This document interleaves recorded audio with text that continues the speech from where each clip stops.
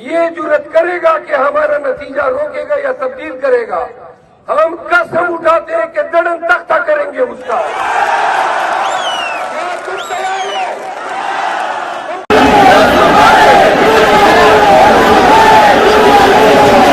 रिहा करो, रिहा करो। किधर किधर हालात खराब है। ये एक्चुअली आपके, एंड लेट मी से दिस, ये आपके इंतखाबी सिस्टम के ऊपर ना एक तमाचा है। आपको पूरे पाकिस्तान में इंटरनेट बंद करने की जरूरत क्या है। इंटरनेट बंद किया गया, रात को लेट नाइट ऑर्डर्स आए। नाज़रीन इकराम, पाकिस्तान की 76 साल तारीख की बदतरीन धांधली ज़दा रात। सबसे इंपॉर्टेंट बात यह है कि रिजल्ट अभी तक नहीं आया।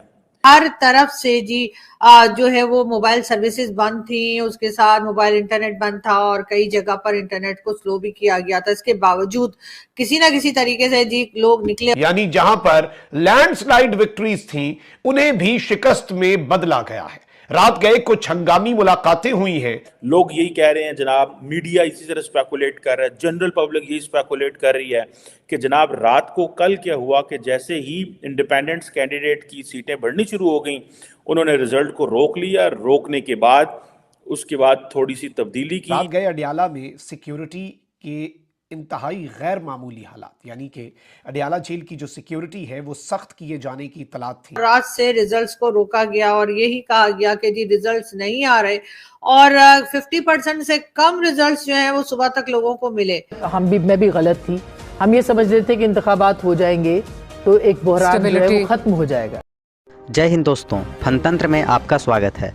पाकिस्तान में 8 फरवरी को जनरल इलेक्शन हुआ, जिसका रिजल्ट 9 फरवरी को जारी हुआ। इलेक्शन काउंटिंग के दौरान पाकिस्तानी आर्मी पूरी तरह तैनात थी, लेकिन इलेक्शन की काउंटिंग के दौरान जब नवाज शरीफ की पार्टी लाहौर सीट से पीछे चल रही थी, तभी कुछ उनके समर्थक ने दंगा करना शुरू कर दिया। इसके बाद विपक्षी पार्टी के कार्यकर्ता भी इसका जवाब दिया, जिसके कारण यह दंगा का रूप ले लिया। इसके बाद वहां पाकिस्तानी आर्मी को एक्शन लेना पड़ा। यह दंगा इसलिए हो रहा था कि जो पार्टी काउंटिंग में पिछड़ रहा था, उनके कार्यकर्ताओं का कहना था कि इलेक्शन के दौरान धांधली हुई है और यह फर्जी इलेक्शन है। हम इस इलेक्शन को नहीं मानते हैं, हम फिर से इलेक्शन करवाने की मांग करते हैं। पाकिस्तान में ऐसी घटना आम है, क्योंकि पाकिस्तान में लॉ एंड ऑर्डर को सरकार के बजाय आर्मी रूल करती है, जिसके कारण आर्मी जिस सरकार की तरफ झुकी होती है उसी पार्टी का बोलबाला होता है। पाकिस्तान में जब भी चुनाव होता है, ऐसी घटना आपको अक्सर देखने को मिल जाएगा। अब देखना होगा कि पाकिस्तान में किसकी सरकार बनती है या इलेक्शन फिर से करवाया जाएगा। तो चलिए देखते हैं कि पाकिस्तानी मीडिया इस मुद्दे पर क्या कह रही है। ये एक्चुअली आपके, एंड लेट मी से दिस, ये आपके इंतखाबी सिस्टम के ऊपर ना एक तमाचा है, इससे कम नहीं है। शर्म आती है इस फॉर्म को देखते हुए कि कोई जी शऊर आदमी, जो पढ़ा लिखा आदमी होगा ना, जब वो इस फॉर्म को देखेगा तो वो कहेगा मैं इस निज़ाम का हिस्सा हूं। आप इसलिए मुझे कहते हैं कि मैं जमहूरियत में आके वोट डालूं। आप सिर्फ एक 4 साल के बच्चे को, जिसको थोड़ी सी मैथ्स आती होगी ना, वो भी कैलकुलेट करेगा तो वो कहेगा ये क्या है, क्या ये। मतलब मैं छोटी, ये बेसिकली ये वो हल्का है जहां पे मैं खुद पैदा हुआ हूं। NA 130 में मैं पैदा हुआ, मैंने अपना बचपन सारा वहां पे गुजारा। पाकिस्तान का सबसे बड़े प्रोटेस्ट जो हैं लाहौर में जो होते हैं वो इस हल्के में होते हैं, माल रोड के ऊपर। मुझे अफसोस इस बात का है कि जमात इस्लामी जो वहां पे बड़े बड़े जलसे करती रही, रैलियां निकालती रही, एहतजाज करती रही, वो इस हल्के के 6,08,000 अफराद में से किसी एक को कन्विंस नहीं कर सकी कि तुम मुझे वोट दो। मेरी बात थी, मेरा एक मिनट, मुझे बात पूरी करने दीजिएगा, मुझे एक मिनट बात पूरी करने दीजिएगा। दूसरी बात ये कि आपने जो उसके बाद ये जो मेहरबानो कुरैशी 16,500 वोट रिजेक्ट हो गए मुल्तान के अंदर। मतलब वहां के लोगों को इतनी सेंस नहीं है कि उन्होंने वोट किस तरह डालना है। 16,500 वोट। नाज़रीन इकराम, पाकिस्तान की 76 साल तारीख की बदतरीन धांधली ज़दा रात छट चुकी है और अब खद्दोखाल वाजे होना शुरू हो चुके हैं। नताइज के अंदर बड़े पैमाने पर बड़ी बड़ी तब्दीलियां, यानी जहां पर लैंडस्लाइड विक्ट्रीज थी उन्हें भी शिकस्त में बदला गया है। रात गए कुछ हंगामी मुलाकातें हुई हैं। नवाज शरीफ और मरियम नवाज की खबर आई है और रात गए जो खुफिया मुलाकातें हैं और अंदर खाते क्या चल रहा है, उस हवाले से मैं एक्सक्लूसिव इनसाइड डिटेल्स जो है वो आपके सामने रखूंगा। और अब जितने मर्जी नताइज बदलें, फड्डा पड़ चुका है।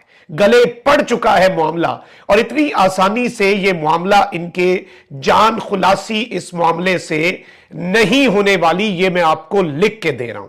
अभी तक के अगर नताइज की बात की जाए, वैसे तो जाहिर बात है लैंडस्लाइड विक्ट्री है पाकिस्तान तहरीक इंसाफ की।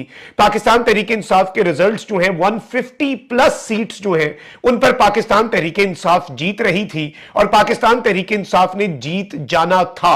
फॉर्म 45 के मुताबिक भी अभी बहुत कुछ है और ये इनके गले पड़ेगा। ये किस तरह से वो मैं आपको बताता हूं, लेकिन जो नताइज आप अपनी स्क्रीन पे देख रहे हैं, इसमें पीटीआई के जो इंडिपेंडेंट कैंडिडेट्स हैं, जो कि आजाद उम्मीदवार हैं लेकिन पाकिस्तान तहरीक इंसाफ के उम्मीदवारान हैं, उनकी 54 सीटें हैं, नून लीग की 42, पाकिस्तान पीपल्स पार्टी की 34, एमक्यूएम की 4 और जमीयत उलमा इस्लाम की 1।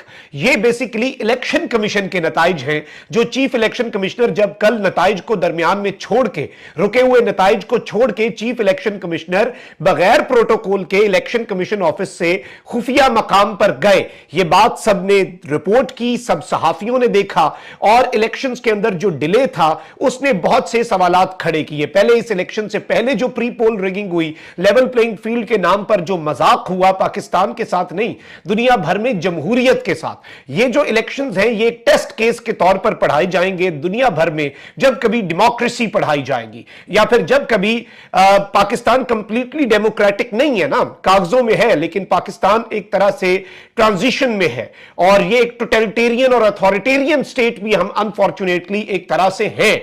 तो ये बेसिकली पढ़ाया जाएगा दुनिया के अंदर, इस पे थीसिस लिखे जाएंगे, इसे एक टेस्ट केस के तौर पे इस इलेक्शन को, कि किस तरह से अब इस मुल्क के अंदर एक और ताकतवर हल्का है जिसने क्लेम किया है कि we are the establish. Imran Khan की पार्टी के बाद अब नवाज शरीफ साहब जो है वो जीतना शुरू हुए। कई जगह से नवाज शरीफ और उनके कई साथी, बड़े साथी जो हैं वो हार गए, मगर अब आहिस्ता आहिस्ता करके ये हो रहा है कि दोबारा से एक बार फिर नवाज शरीफ साहब जो हैं वो जीतते हुए दिखाई हमें दे रहे हैं। पीएमएलएन की सीट्स जो हैं वो शुरू में यानी कल तक जो है वो हारते चले जा रहे थे, मगर अब जो है वो ना सिर्फ नवाज शरीफ साहब बल्कि शहबाज शरीफ साहब, मरियम नवाज जो है, ये सब लोग जो हैं अपनी अपनी सीट्स पे जीते जा चुके हैं और रिजल्ट अनाउंस किया गया है।